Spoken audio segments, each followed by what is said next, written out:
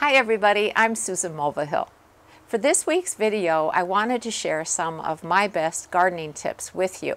And the way this all came about is that I asked my Facebook followers to share some of their best gardening tips so that I could share them with you in my next two garden columns.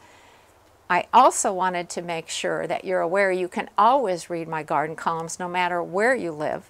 All you have to do is go to my website, susansinthegarden.com, and look under the blog for the columns. There's even an index to my last 10 years of garden columns under the guides menu on my website, so check that out too. Now if you're wondering what this lovely shrub is that's just getting ready to bloom, that's a vanilla strawberry hydrangea.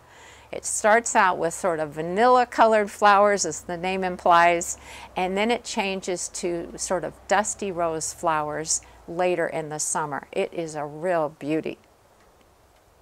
And in case you're wondering why I am wearing a hoodie in the middle of summer, it's because we have quite a chilly, blustery, and potentially rainy day ahead of us, and I am just freezing. So hence the jacket.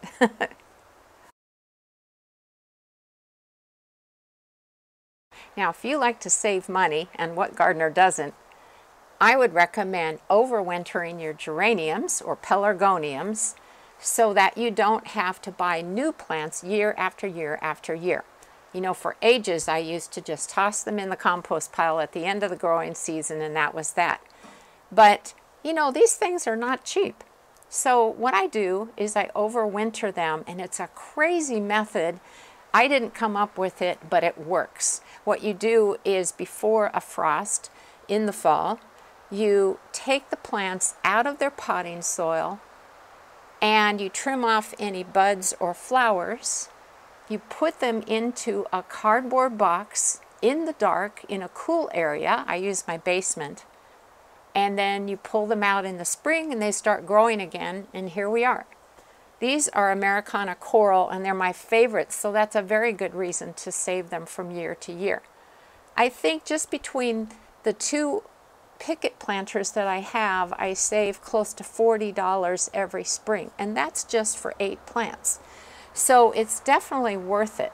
Now I have filmed quite a few videos about this technique, so just go to my YouTube channel if you're not there already and do a search on the words overwintering geraniums, and you'll see how easy it is. The method doesn't seem like it would work, but it does, and it is a great way to save money so you have more money for other gardening things. Plant a pollinator garden. It doesn't matter how large or small it is, it will attract both pollinators and beneficial insects like predatory insects that will prey on the damaging insects within your garden, both in your vegetable garden and within your ornamental landscape. And how could you not love having a bunch of extra flowers in your garden to enjoy?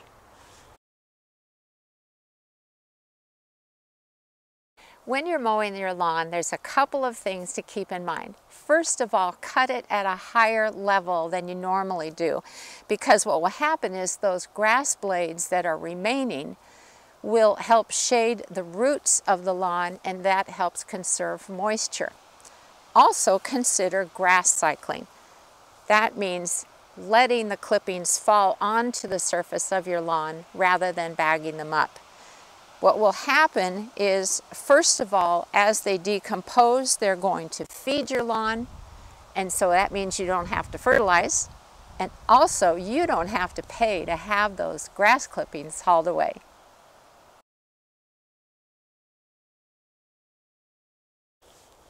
Remember to deadhead the spent flowers in your garden for season-long bloom. That means clipping off a flower as soon as it has finished blooming. That way the plant will not focus its energy on forming seeds, but instead put out more blooms for you to enjoy. Grow vining types of veggies on vertical supports. I'm talking about things like cucumbers, winter squash, and pumpkins. For one thing, it looks really cool when they're growing up a support. But the other thing is, it's important to get that foliage off of the ground. And that's because there can be disease pathogens in the soil. And when the leaves make contact with the soil, it's very easy for them to go from the soil into the plants. So grow them vertically.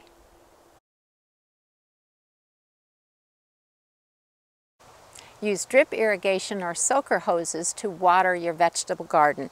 That's because it is the most efficient way to water.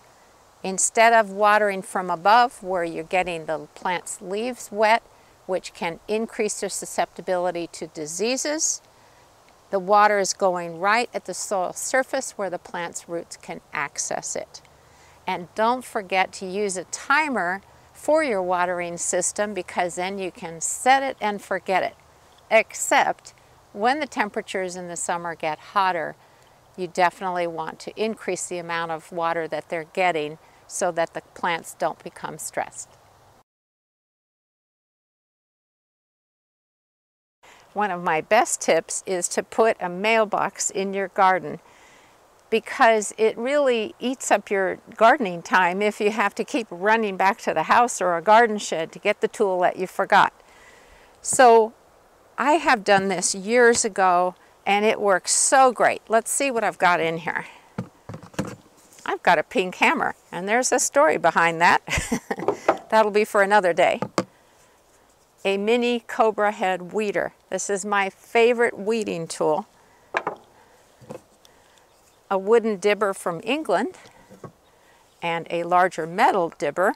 Both of these are great for making planting holes for small seedlings or planting seeds and so on. I have a small dram clippers, which is great for deadheading, trimming vines, anything along those lines. I've got 2 sets of regular pruners, and that's for pruning branches, something a little more hefty. A trowel, of course, and oh, a screwdriver, but not for screws. I like to use this to carefully lift a seedling up out of the flat that it's planted into, so that I don't damage the roots and I don't damage the stem by trying to yank it out of there. And so that is a very valuable tool. So this is a great thing to have in your garden, and I heartily recommend it.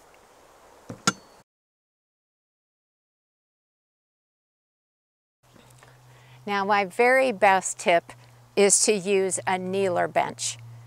I seriously could not garden as much as I do without something like this.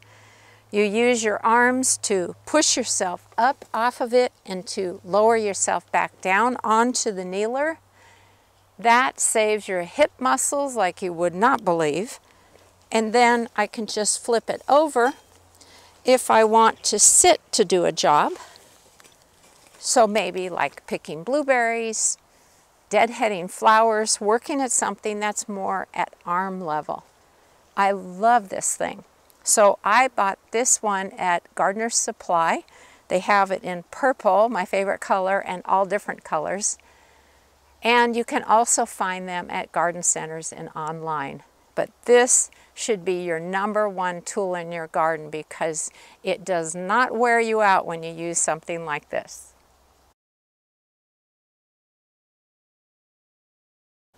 Looking for more ways to save money in your garden?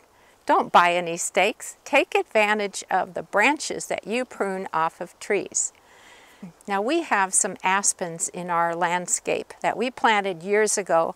It was before we knew any better and knew how invasive they can be. But every now and then a volunteer pops up, and so I just cut it down with some loppers. And look at how nice and straight they are, and very sturdy. So I'm saving this as a stake for supporting some plants. These are other ones from little aspen saplings. So take advantage of those. You probably remember that I used a whole bunch of pruned apple branches for supporting our gutter pea patch. And if you don't have any branches, I bet you have some neighbors who are more than willing to share what they've got with you.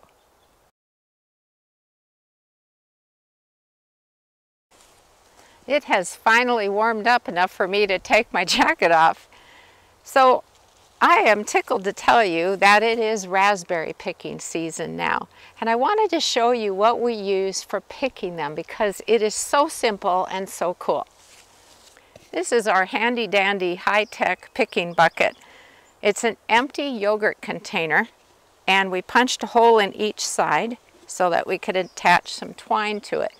And then we can just put it over our shoulder or all the way over. And what I like about it is it frees up both hands, so if you need to pull a branch and hold it while you're picking, that works great. Yum.